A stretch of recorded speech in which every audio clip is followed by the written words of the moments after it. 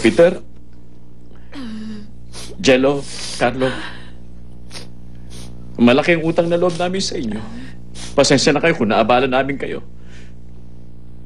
Siya nga pala, minsan bisitahin nyo kami, ha? Honey, magpaalam ka na. Sa inyong lahat, salamat po sa pag-aalaga.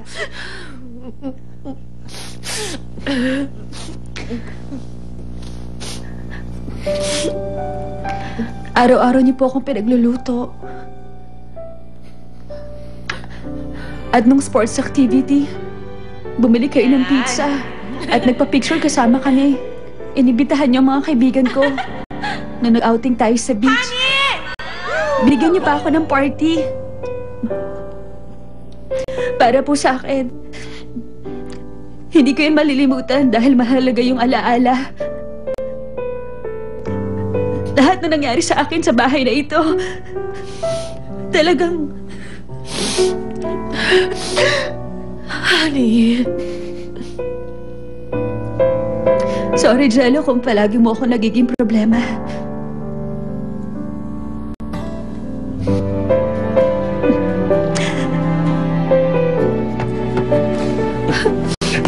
Honey. Tita. Paano na ako ngayon mabubuhay?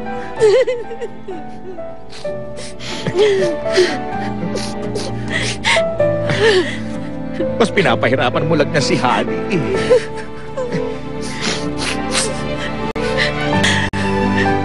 Mag-iingat ka. Oo. Bibisita ka.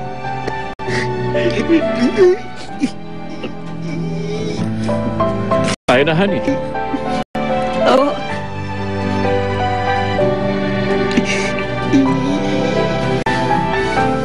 Goodbye.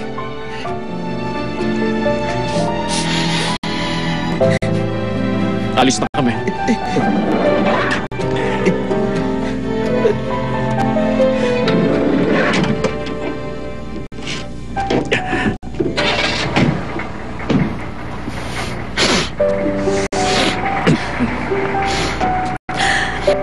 Mag-seatbelt ka.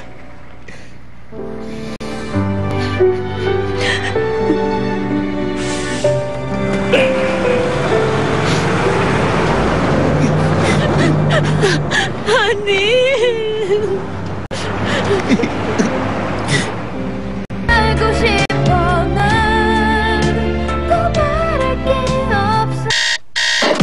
I spend a lot of time and effort in styling my hair.